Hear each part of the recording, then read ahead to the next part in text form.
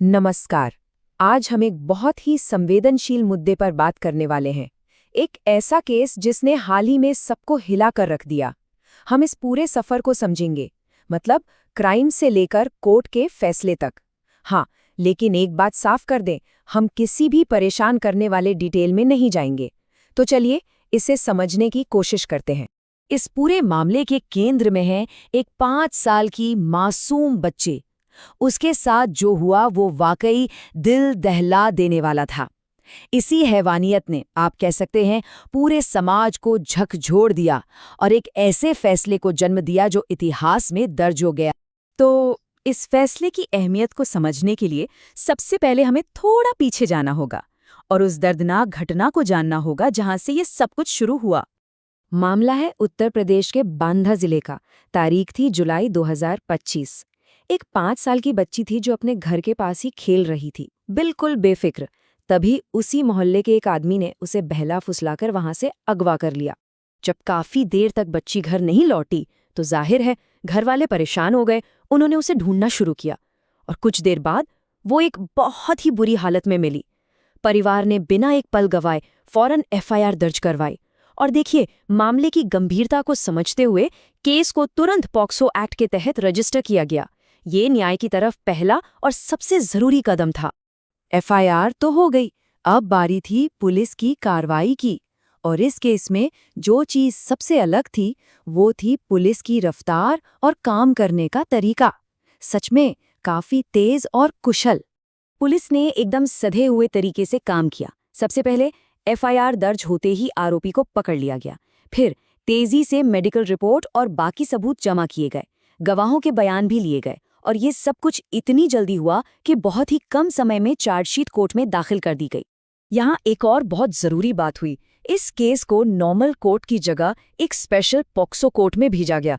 ये अपने आप में एक बड़ा कदम था, क्योंकि पॉक्सो कानून में ये खास कोर्ट इसीलिए बनाए गए हैं ताकि ऐसे मामलों का निपटारा जल्दी से जल्दी हो सके। तो अब केस पहुंच चुका था कोर्ट में और यहां से शुरू होती है इस मामले की सबसे हैरान करने वाली बात। वो थी सुनवाई की रफ्तार। सिर्फ 56 दिन। सोचिए जरा, इतने कम टाइम में पूरा का पूरा ट्रायल खत्म कर लिया गया। हमारे जुडिशियल सिस्टम में ये कोई मामूली बात नहीं है। ये एक बहुत बड़ी, एक असाधारण उपलब्धि है। और सबसे कमाल की बात यह है कि इतनी तेजी का मतलब ये नहीं था कि कहीं कोई जल्दबाजी की गई हो। नहीं, बिल्कुल नहीं। पूरी कानूनी प्रक्रिया का पालन किया गया।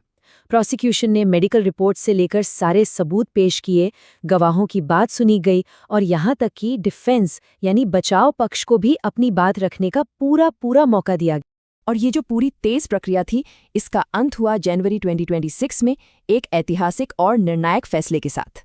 कोर्ट ने इस क्राइम को रेयरेस्ट ऑफ द रेयर की कैटेगरी में रखा। अब ये रेयरेस्ट ऑफ द रेयर क्या होता है? ये एक कानूनी टर्म है जो ऐसे अपराधों के लिए इस्तेमाल होता है जो बेहद क्रूर, बर्बर और अमानवीय हों।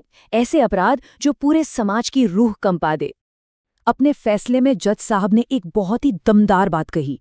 उन्होंने कहा, ये अपराध सिर्फ एक मासूम बच्चे के खिलाफ नहीं है, बल्कि ये समाज की आत्मा को झकझोर देता है। मतलब साफ था, कोर्ट इस घटना को सिर्फ एक व्यक्ति के खिलाफ क्राइम नहीं, बल्कि पूरे समाज पर एक हमले की तरह देख रही थी। और फिर आया वो फैसला जिसका सबको इंतजार था। सजा। दोषी को मौत की सजा सुनाई गई, फांसी। साथ ही उस पर आर्थिक जुर्माना भी लगाया गया।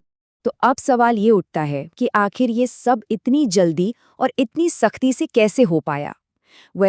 इसका जवाब छुपा है उस कानून में जिसके तहत ये पूरा केस चला। चलिए अब थोड़ा इस पॉक्सो एक्ट को समझते हैं। तो पॉक्सो का पूरा नाम है protection of children from sexual offences act. जैसा कि नाम से ही साफ है, ये एक स्पेशल कानून है जिसे खास तौर पर 18 साल से कम उम्र के बच्चों को सेक्सुअल क्राइम से बचाने के लिए बनाया गया है। इस कानून की कुछ खास बातें हैं जिन्होंने इस केस में बहुत बड़ा रोल निभाया। पहली, स्पेशल कोर्ट्स का होना जिसकी वजह से सुनवाई इतनी तेज हुई। दूसरी, पीड़ित बच्चे की पहचान को पूरी तरह से गुप्त रखना। और तीसरी, दोषियों के लिए सबसे सख्त सजा का प्रावधान। ये सब मिलकर बच्चों के लिए एक तरह का मजबूत कानूनी सुरक्षा कवच बनाते हैं। तो ठीक है, केस हो गया, फैसला आ गया।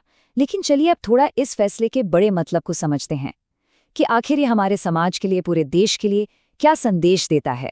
इस फैसले को देखने के दो तरीके हैं। एक तरफ ये सिर्फ एक सजा नहीं है, मतलब एक अपराधी को सजा मिल गई, बात खत्म। नहीं।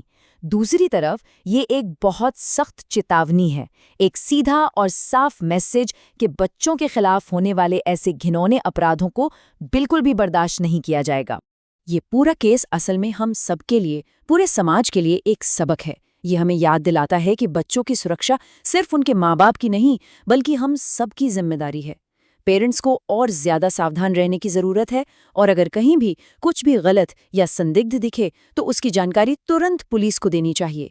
और ये भरोसा रखना होगा कि कानून हमारी मदद के लिए है और वो तेजी से काम कर सकता है।